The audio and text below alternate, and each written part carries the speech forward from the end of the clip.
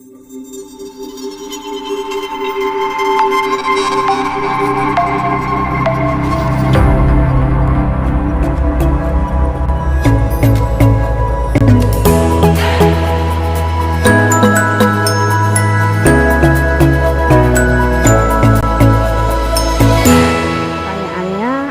anak bisa disiplin tanpa dihukum?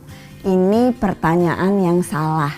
Karena sesungguhnya justru anak yang mendapat hukuman tidak akan pernah bisa mencapai disiplin diri. Kenapa? Karena hukuman bukan strategi disiplin yang membantu kita mencapai tujuan. Hukuman punya dampak dalam jangka pendek ataupun jangka panjang yang justru bertentangan dengan kemandirian anak. Nggak percaya? Buktikan dengan pengalaman kita sendiri. Apakah Anda ingat pengalaman Anda dihukum saat kecil? Kebanyakan dari kita ingat hukumannya, ingat nggak enaknya rasanya, tetapi lupa bahwa ada proses belajar di dalamnya. Karena memang kita tidak belajar dari hukuman. Yang kita dapatkan adalah dampak-dampak jangka pendek yang membuat kemudian anak jadi pemberontak. Anak yang merasa bahwa ya udahlah saya lakuin aja lagi. Toh apapun yang saya lakukan salah.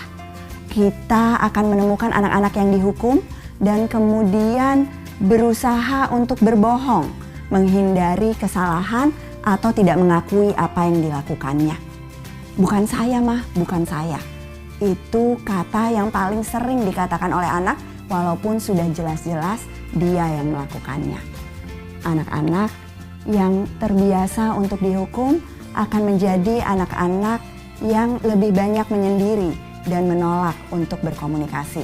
Akan jadi anak-anak yang tumbuh dengan ketakutan dan penuh kekhawatiran, penuh dengan rasa bersalah dalam jangka panjang. Melakukan sesuatu bukan karena ia tahu tujuannya apa, tetapi karena ingin menyenangkan hati orang-orang yang ada di sekitarnya dan takut pada hukuman yang akan diterimanya. Anak-anak yang terbiasa dihukum adalah anak-anak yang akan meneruskan lingkaran kekerasan dan hukuman, bukan hanya dengan menghukum dirinya sendiri, tetapi juga akan menghukum anak cucunya dan akan jadi lingkaran tentang pengasuhan tidak positif yang akan berdampak untuk kita semua. Jadi, jangan gunakan hukuman kalau tujuan Anda adalah anak yang mandiri. Kalau tujuan Anda hanya anak yang berhenti melakukan kenakalan untuk 1-2 jam saja atau 1-2 hari saja, maka lakukan hukuman. Tetapi kalau tujuan kita adalah kemandirian jangka panjang, gunakan cara-cara disiplin positif yang betul-betul menumbuhkan anak-anak yang penuh kesadaran.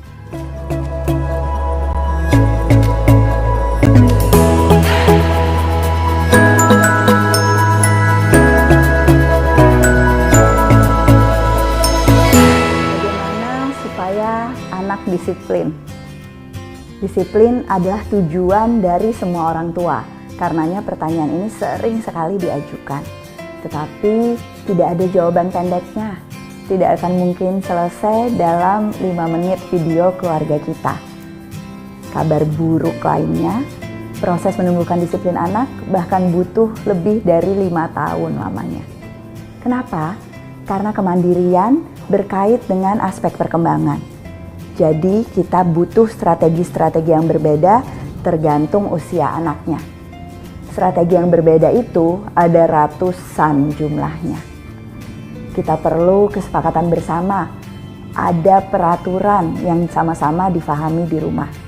Tetapi yang seringkali saya temui, orang tua sesudah sadar bahwa peraturan itu perlu, seringkali tidak konsisten dalam menerapkannya. Biasanya bilang ke saya sudah coba Mbak Ella. Berapa lama cobanya? Itu yang selalu saya tanya. Jawabannya biasanya 2 hari atau 2 minggu saja. Tidak mungkin. Proses menumbuhkan disiplin, apapun strategi yang dipilih, selalu proses jangka panjang. Ingat prinsip cinta keluarga kita. Parenting is a marathon. Pada saat kita bicara menumbuhkan disiplin, kita sebetulnya bicara juga tentang bagaimana kita selalu bersikap positif pada anak kita. Itu prinsip cinta yang kedua. Ingat impian tinggi. Anak yang punya masalah bukan sedang ingin membuat susah hidup orang tuanya, tetapi sedang menyatakan kebutuhannya. Yang seringkali juga menantang saat bicara dengan disiplin adalah pengelolaan emosi. Menerima tanpa drama, prinsip cinta yang ketiga. Orang tua yang tidak mampu mengendalikan emosinya adalah orang tua yang tidak mungkin bisa menumbuhkan disiplin diri pada anaknya. Jadi, sebelum ribut dengan masalah-masalah anak, selesaikan masalah di diri sendiri dulu. Orang tua yang bisa menumbuhkan disiplin adalah orang tua yang tidak takut salah. Kenapa? Karena percaya bahwa kesalahan adalah proses belajar. Karena itu, orang tua yang mampu menumbuhkan disiplin adalah orang tua yang tidak pernah menggunakan hukuman atau ancaman atau sogokan, tetapi menumbuhkan kesadaran dari proses kesalahan dan proses belajar yang dilalui anak. Yang terakhir, menumbuhkan disiplin sebetulnya tidak seharusnya jadi proses yang melelahkan, karena asyik bermain bersama juga bagian dari proses menumbuhkan disiplin di dalam keluarga kita. Jangan khawatir, walaupun menumbuhkan disiplin pada anak tidak mudah, tetapi ini adalah proses yang sangat berharga untuk seluruh keluarga, yang seringkali membuat menantang karena kita tidak punya pengalaman untuk menggunakan strategi-strategi disiplin positif yang sebetulnya lebih efektif. Sehingga banyak orang tua yang mengambil jalan pintas, mengambil proses-proses disiplin yang tidak membantu kita mencapai tujuan atau orientasinya negatif. Atau percaya pada langkah-langkah instan, 5 langkah agar anak disiplin, cara untuk mengubah anak di dalam 1 minggu atau 1 bulan saja. Jangan percaya pada jalan pintas. Gunakan strategi disiplin yang memang menumbuhkan anak-anak yang mandiri, bukan hanya saat ini, tapi sampai dewasa nanti.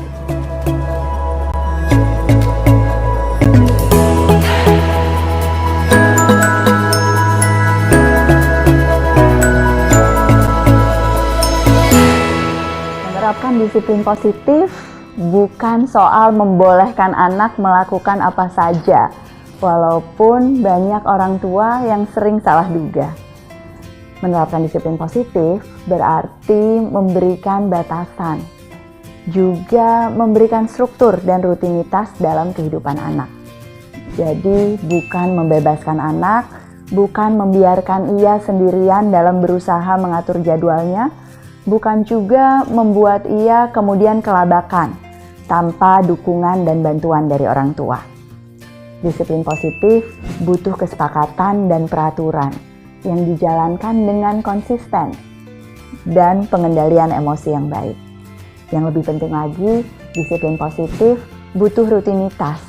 Rutinitas dalam bentuk jadwal, dalam bentuk kebiasaan baik yang ditumbuhkan, dalam bentuk teladan-teladan yang diberikan oleh orang tua adalah sesuatu yang sangat dibutuhkan anak sepanjang tahap perkembangannya, terutama di usia dini.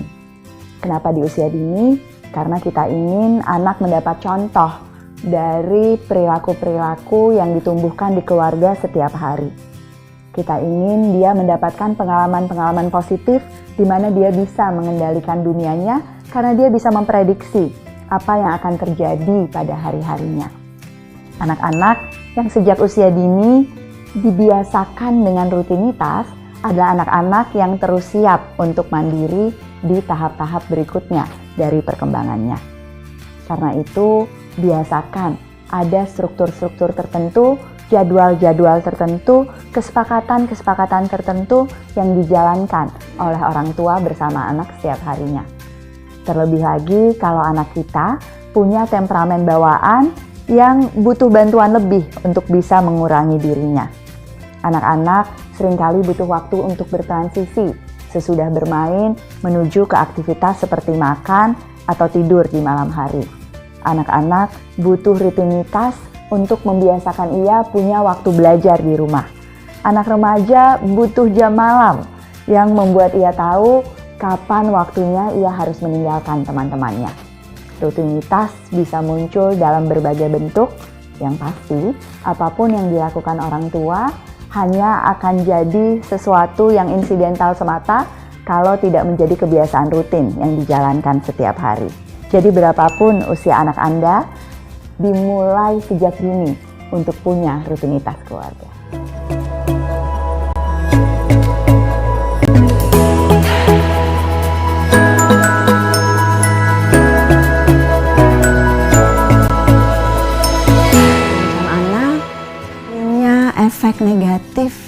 sama dengan menghukum.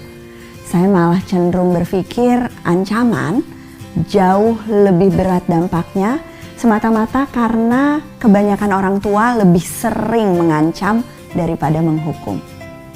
Banyak dari kita yang tidak sadar bahwa komunikasi kita dengan anak selama ini adalah ancaman. Ayo, siapa yang sering seolah-olah memberikan pilihan tetapi tujuannya ancaman? Diem atau ibu turunkan di pinggir jalan? Apakah betul ada pilihan itu? Apakah Anda tega betul-betul meninggalkan anak atau hanya mengancam agar anak berhenti melakukan sesuatu? Ancaman-ancaman seperti ini lama-lama akan semakin tidak mempan. Kenapa? Karena anak tahu bahwa Anda hanya memberikan ancaman kosong yang tidak mungkin dilakukan. Sesuatu yang seolah-olah pilihan sebetulnya bukan pilihan, tetapi lampiasan kemarahan. Apalagi contohnya, ancaman paling sering muncul dalam bentuk sarkasme. Ya sih, memang pasti ya, kamu itu udah capek-capek belanja, capek-capek masak, capek-capek nyiapin di meja makan. Padahal anaknya bingung mendengar curhatan ibunya. Diakhiri kemudian dengan ancaman, nanti kamu rasain ya kalau ibu tidak masakin kamu lagi. Sarkasme seperti itu menunjukkan kualitas komunikasi yang buruk. Dan pada akhirnya, begitu anak sudah mulai menginjak masa menjelang remaja, dia akan membalas sarkasme Anda dengan ungkapan-ungkapan sarkas yang lebih menyakitkan hati dari apa yang sudah kita lakukan kepadanya. Ada lagi orang tua yang tidak merasa mengancam anaknya, padahal sebetulnya mengancam pada saat mengajukan pertanyaan-pertanyaan retoris. Gimana kalau kupingnya copot? Kamu bayangkan kalau jadi seperti anak-anak miskin yang ada di Afrika. Pertanyaan-pertanyaan yang seringkali pada saat kita refleksikan membuat kita geli, tetapi sebetulnya bukti dari komunikasi yang tidak efektif. Pertanyaan retoris seringkali adalah nasihat berlebihan yang dibungkus dan tujuan kita membuat anak berpikir. Padahal sebetulnya yang muncul adalah ketidakpedulian dari anak. Yang seringkali membuat saya agak sedih adalah orang tua dengan intensi yang baik sekali berusaha berkomunikasi tetapi tidak sadar bahwa yang dilakukannya adalah memberikan ancaman. Contoh lagi ya, orang tua yang memberikan label pada anaknya. Aku tahu sih, memang gak gampang ya jadi pemberani. Naik perosotan itu memang susah. Itu bukan empati. Itu adalah label yang membuat anak kemudian melabel dirinya sendiri bahwa dia bukan anak pemberani. Ada juga orang tua yang memberikan peringatan pada anaknya tetapi melakukannya secara berlebihan. Anak melihatnya sebagai ancaman. Hati-hati ya bahwa gelasnya nanti jatuh. Yang terdengar oleh anak adalah jangan pernah coba-coba membawa gelas itu sendiri karena kamu belum mampu melakukannya. Berbeda kan dengan intensi orang tuanya? Karena itu kita harus selalu berhati-hati saat berkomunikasi dan sebetulnya melihat ke diri kita sendiri. Apakah komunikasi yang sudah kita lakukan efektif? Ada satu bentuk ancaman lagi, menyalahkan dan menuduh, yang mungkin juga masih sering kita lakukan pada saat misalnya kita menyalahkan anak yang lebih besar atau anak yang lebih kecil dalam perselisihan. Pasti nih, adik gangguin kakak melulu. Nah, hal-hal seperti itu kalau dilakukan satu kali, pasti dampaknya pada emosi tidak terlalu berarti. Tetapi sayangnya, hal yang kita duga hanya dilakukan sesekali, kalau kita merekam diri kita sendiri, mungkin kita akan menemukan bahwa sebagian besar interaksi kita sebetulnya adalah ancaman dari orang tua pada anaknya. Kita refleksi yuk dan belajar bagaimana cara untuk berkomunikasi dengan efektif.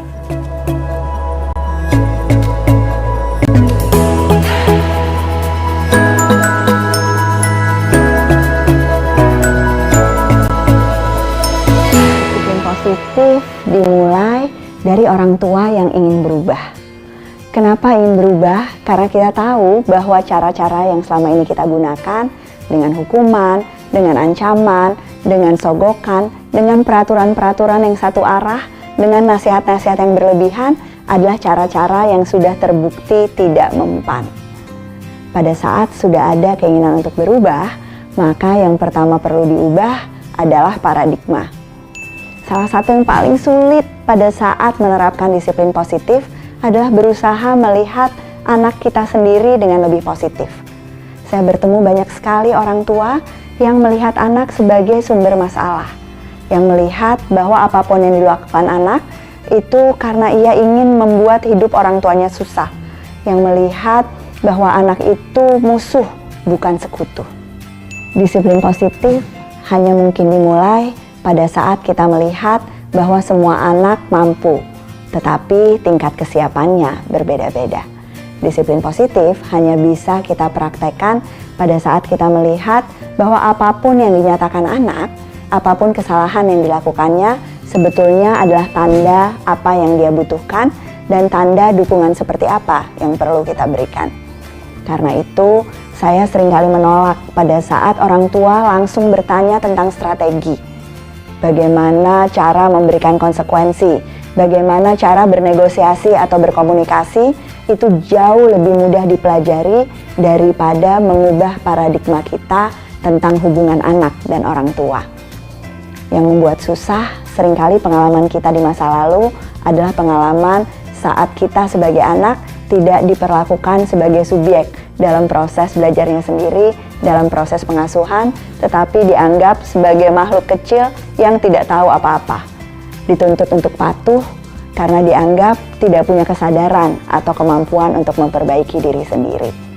Jadi, sebelum bicara teknik disiplinnya, mari sama-sama refleksi tentang apakah orientasi kita pada anak sebagai orang tua, sebagai guru, sebagai orang-orang dewasa yang ada di sekitarnya adalah orientasi yang tepat, yang membantu kita berubah, yang membantu kita untuk menyiapkan anak-anak untuk masa depan, bukan dengan pola pengasuhan atau pola pendidikan konvensional yang terbukti sudah tidak relevan. Kita coba ya disiplin positifnya dari mengubah paradigma kita.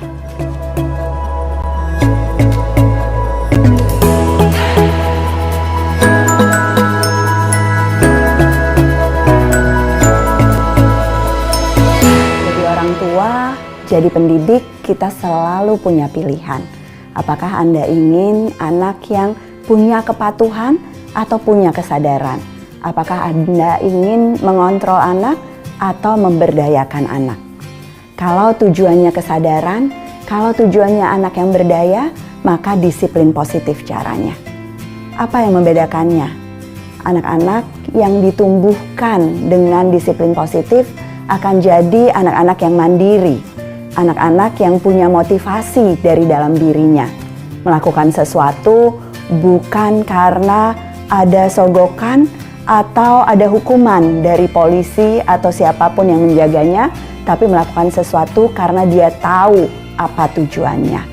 Anak-anak dengan disiplin positif adalah anak-anak yang ditumbuhkan dengan motivasi internal, bukan anak-anak yang dihukum atau disogok dengan motivasi eksternal. Anak-anak dengan disiplin positif adalah anak-anak yang merapikan mainan karena tahu bahwa dia harus menjaga mainannya, karena tahu kalau hilang maka dia adalah pihak yang paling dirugikan saat susah mencari pasangannya, karena tahu kamarnya jadi jauh lebih rapi dan enak untuk dijelajahi sesudah dia merapikannya. Bukan anak-anak yang merapikan mainan karena dapat janji untuk dikasih hadiah oleh orang tuanya, bukan anak-anak yang merapikan mainan karena ingin dapat pujian dari neneknya atau orang-orang yang berkunjung ke rumahnya. Semua riset tentang psikologi, tentang pendidikan, tentang individu-individu yang sukses dalam hidupnya sudah membedakan bahwa motivasi dari dalam diri, motivasi internal adalah motivasi yang akan efektif dalam jangka panjang. Itulah yang membuat kita kemudian punya tujuan-tujuan yang besar dalam hidup ini. Dan ini bekal yang berguna bukan hanya untuk anak mandiri untuk dirinya, tetapi untuk anak yang punya profesi dan bisa berkontribusi untuk dunianya. Jadi pilihan Anda, pilih disiplin positif atau pilih untuk menggunakan teknik-teknik disiplin yang negatif yang sudah terbukti dalam puluhan tahun ini sebetulnya tidak mencapai tujuan sebagai orang tua.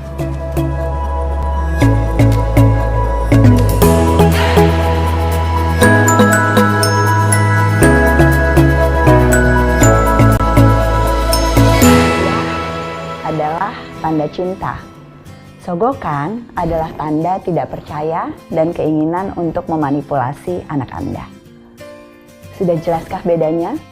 Kalau belum, coba diingat-ingat tujuan kita saat memberikan barang itu kepada anak. Apakah kita memberikannya dengan syarat? Kalau iya, berarti itu sogokan, bukan hadiah.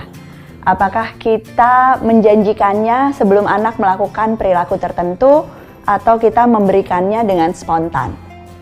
Kalau pakai syarat, artinya itu sogokan. Kalau spontan, artinya hadiah.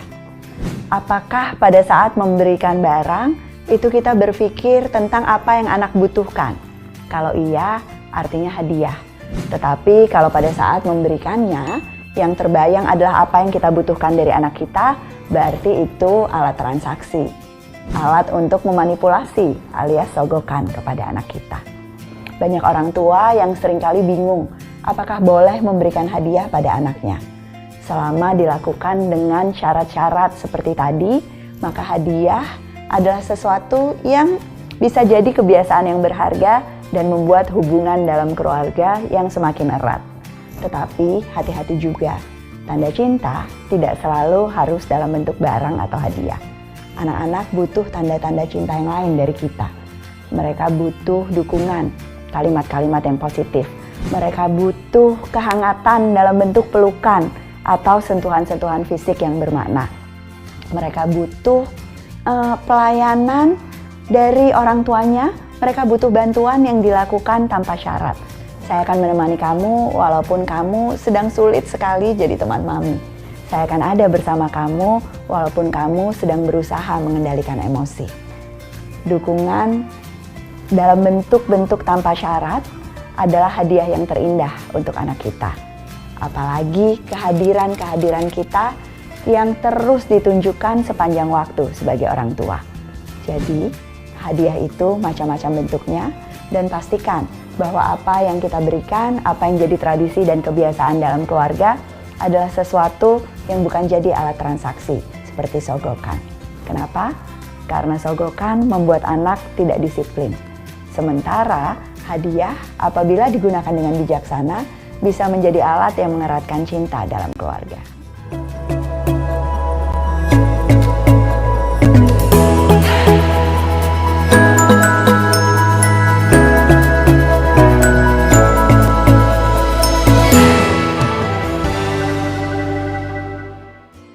Menyogok anak itu berbahaya. Kenapa? Karena yang akan tumbuh adalah motivasi eksternal. Anak yang melakukan sesuatu karena ingin mendapatkan sesuatu yang lain. Bukan karena dia sadar apa gunanya untuk dirinya. Menyogok anak itu membuat hubungan anak dengan orang tua bagaikan transaksi bisnis semata. Pasti banyak kan yang anak-anaknya kalau diminta melakukan apa-apa selalu bertanya, aku dapat apa? Hadiahnya apa? Apakah ibu jadi tambah sayang sama aku kalau aku melakukannya? Sogokan bisa muncul dalam bentuk barang, bisa muncul dalam bentuk pujian, bisa muncul dalam bentuk impian-impian yang dinyatakan, tetapi yang pasti sogokan selalu membuat anak kecanduan. Dan ini adalah bentuk disiplin yang tidak kita inginkan. Kenapa? Karena kita ingin memberikan dukungan pada anak tanpa membuat dia punya ketergantungan terhadap sogokan. Kita ingin anak-anak yang selalu didukung bukan hanya pada saat dia berhasil, tetapi pada saat ia membutuhkannya, bahkan pada saat ia melakukan kesalahan. Tetapi orang tua yang biasa menyogok adalah orang tua yang hanya memberikan sesuatu itu bisa berupa barang, bisa berupa perhatian, bisa berupa pujian pada saat anaknya sukses saja. Anak-anak yang tumbuh dengan sogokan biasanya berfokus pada label-label yang positif tentang dirinya. Label positif sama bahayanya loh dengan label negatif. Kenapa? Karena anak kemudian akan tumbuh menjadi orang yang tidak berfokus pada usaha. Anak yang terlalu sering disogok biasanya jadi anak yang ragu-ragu mengambil resiko dan memilih jalan yang aman-aman saja. Kenapa? Karena ia tidak melihat usaha sebagai tantangan, tetapi takut kehilangan sesuatu yang dijanjikan. Kebayangkan betapa berbahayanya sogokan. Ahli-ahli psikologi dan pengasuhan mengatakan bahwa sogokan dan hukuman sebetulnya hanya dua sisi yang berbeda, cara yang berbeda, tetapi dampak jangka pendek maupun jangka panjangnya sama, yaitu anak-anak yang tidak bisa mandiri, yaitu anak-anak yang tidak bisa menumbuhkan disiplin dalam dirinya, tetapi melakukan sesuatu hanya apabila dijanjikan hal-hal yang positif oleh orang lain. Kita sudah melihat di sekeliling kita betapa banyaknya kasus sogok menyogok dan kasus korupsi. Apakah kita mau membiasakan ini di unit terkecil dalam keluarga kita sendiri? Kalau kita percaya pada tujuan Indonesia yang lebih besar, maka mulainya dari mana? Dari apakah Anda menyogok anak Anda setiap hari atau menumbuhkan disiplin dari dalam dirinya?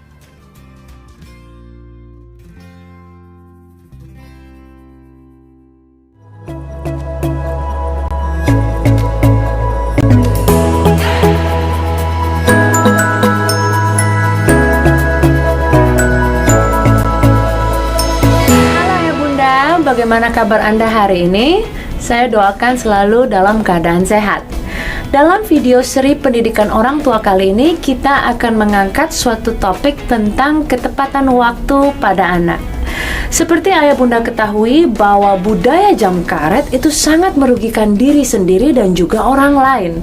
Oleh sebab itu, orang tua diharapkan untuk dapat mendidik anak sejak dini tentang budaya tepat waktu. Dan mari kita saksikan tips-tips berikut ini. Ayah bunda, inilah tips pertama, yaitu biasakan untuk mempersiapkan segala sesuatu lebih awal. Ayah bunda dapat mengajak anak untuk secara mandiri mempersiapkan seperti buku, seragam sekolah pada malam hari, sehingga anak tidak terburu-buru pada esok harinya. Tips kedua untuk ayah bunda adalah memperkenalkan anak tentang perencanaan. Misalnya saja mengajak anak untuk membuat perencanaan liburan. Misalnya, anak diminta untuk membuat daftar apa-apa saja yang dapat menjadi keperluan pada saat liburan. Termaksud juga hal-hal yang diantisipasi, seperti kemungkinan hujan pada saat liburan nanti, sehingga anak dapat menulis payung atau jas hujan masuk ke dalam daftar perencanaannya. Selanjutnya adalah tips ketiga.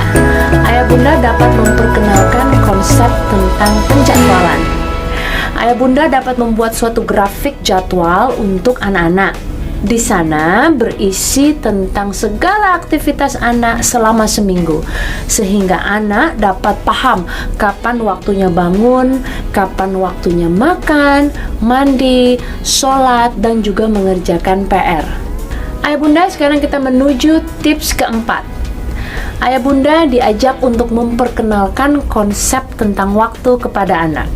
Konsep ini dapat diterapkan pada saat anak bermain dan menunggu giliran. Semisal, si kakak diminta untuk menunggu giliran 15 menit pada saat adiknya bermain.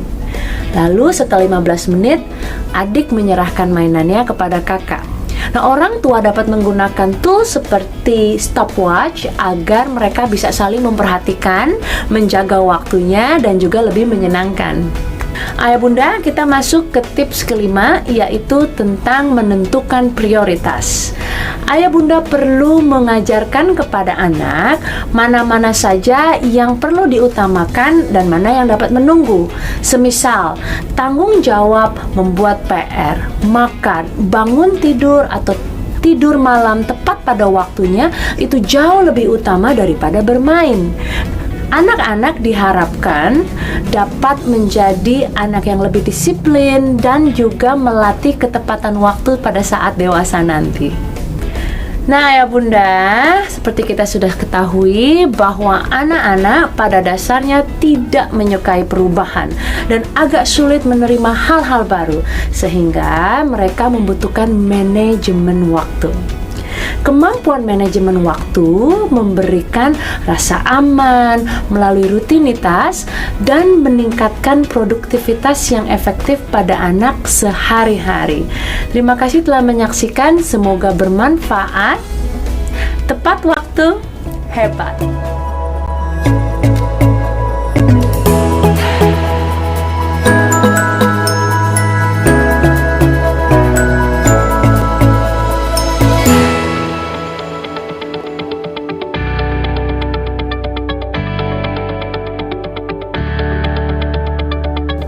Saya percaya setiap kita ingin anak-anak kita bertanggung jawab. Bagaimana ayah bunda menolong anak-anak kita belajar bertanggung jawab sejak dini? Ikuti tips bersama saya, Bambang Syumanjaya. Kita lihat banyak hal-hal yang bagaimana akibat dari kurangnya tanggung jawab dalam diri anak-anak kita. Di jalanan, banyak anak-anak mengendarai tanpa helm. Anak-anak yang belum cukup umur mengendarai mobil atau motor. Bagaimana kita melihat anak-anak kita suka lupa bawa agenda, bawa atlas, dan orang tua segera berlari untuk menolong mereka keluar dari tanggung jawab mereka. Apakah ini yang kita harapkan? Apakah ini yang kita ajarkan kepada anak-anak kita? Bahwa tanggung jawab menjadi penting untuk kunci kesuksesan mereka. Karena tanggung jawab itu membuat mereka dapat dipercaya. Karena tanggung jawab mereka bisa berhasil dalam keluarga dan kehidupan. Ayo, ikuti terus bagaimana mengajarkan anak tanggung jawab sejak dini.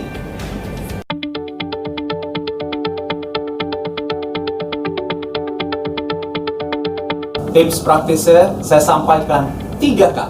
K yang pertama adalah komunikasi. Komunikasikanlah arti, definisi apa yang disebut tanggung jawab. Misalkan, ketika bangun tidur, merapikan tempat tidurnya sendiri, itulah tanggung jawab. Sehabis bermain, merapihkan mainannya, itulah tanggung jawab. K yang kedua adalah keteladanan. Adalah mustahil seorang anak belajar bertanggung jawab tanpa melihat apa yang dilakukan oleh orang tuanya. Apakah orang tuanya sudah menunjukkan bagaimana sikap bertanggung jawab? Ketika ada tamu dan orang tuanya tidak mau bertemu, suruh anaknya bilang ayah tidak ada. Itu bukan tanggung jawab. Tanggung jawab adalah menunjukkan bangun tidur, sebelum bekerja, merapihkan, menyiapkan diri tanpa pertolongan. Ayah menunjukkan sikap tanggung jawab yang bisa ditiru oleh anak-anaknya. Yang terakhir adalah konsisten. Saya tidak bosan-bosan yang menyebutkan konsistensi, karena tanpa konsistensi, pengetahuan anak, pengertian anak, dan keteladanan yang ditiru tidak punya arti apa-apa, karena anak-anak ingin melihat tindakan, bukan ucapan. Action speaks louder than words. Oleh sebab itu, lakukanlah dan anak-anak melihat, karena anak-anak pengamat yang cermat, peniru yang hebat. Bersama saya, Bambang Syumanjaya.